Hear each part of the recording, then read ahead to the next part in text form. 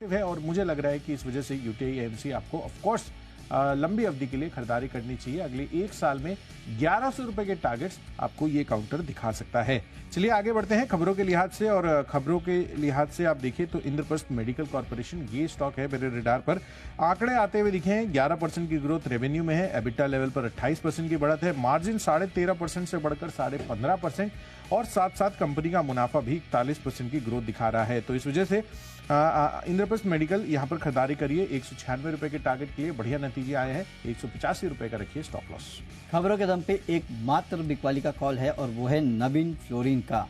3160 के लेवल के लिए बिकवाली करना है, 3290 का स्टॉप लॉस रखिएगा। कंपनी के नतीजे कमजोर है, खासकर मार्जिन आप देखिए 27.7% से गिर के 15.1% पे आए हैं। 22.4% का अनुमान था, तो ऑपरेशनल फ्रंट पे नंबर्स काफी कमजोर है।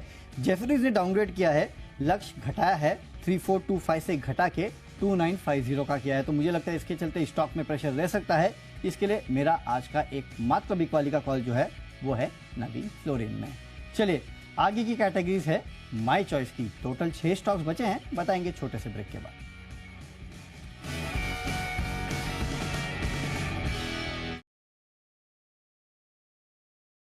से मानकर चल सकते हैं रुकावट के तौर पर। ये आपके लिए बैंक निफ्टी के लेवल होंगे। कैश मार्केट के स्टॉक्स में तो आप देख ही रहे हैं, मिड कैप स्मॉल कैप शेयरों में एक्शन भरपूर है, लाइफ हाई है। ठीक है, हल्की फुल्की कमजोरी यहाँ पर है 60-65 पॉइंट्स की।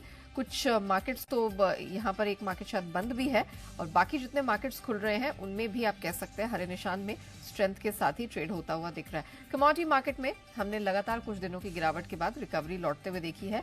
कच्चा तेल अब एक बार फिर से $79 के करीब पहुंच चुका है। क्या कुछ हुआ अंतर्राष्ट्रीय बाजारों में, कहां से रिकवरी देखने को मिली है, कौन से महत्वपूर्ण ट्रिगर्स, डेटा पॉइंट्स हैं जिन पर नजर रखनी है, पूरी डिटेल के लिए चलते मेरे सहयोगी नुपुर के पास।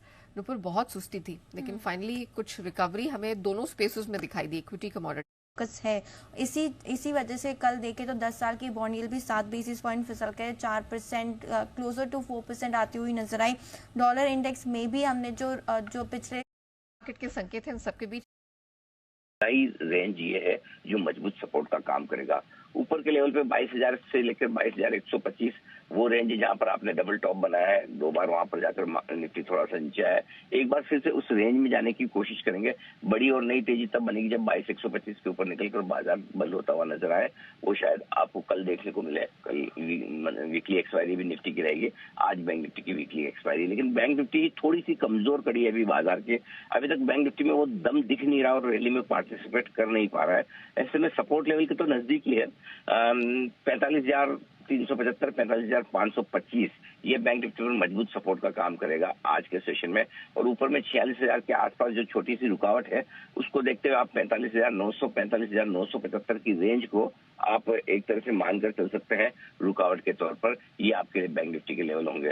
कैश मार्केट के स्टॉक्स में तो आप देख ही रहे हैं, मिड कैप स्मॉल कैप शेयरों में एक्शन भरपूर है, लाइफ हाई है, वहां पर अब भी आपके लिए बढ़िया मौके हैं। तो मुझे लगता है कि तेजी के रुझान के साथ बने रहना चाहिए, क्योंकि गैप से खुलेंगे। गैप से खुलने के बाद पहली डिप जो मिलती है उस पहली डिप पर आपको खरीदारी करनी चाहिए। ये आज के लिए रहेगी निफ्टी पर विशेष रणनीति आपकी।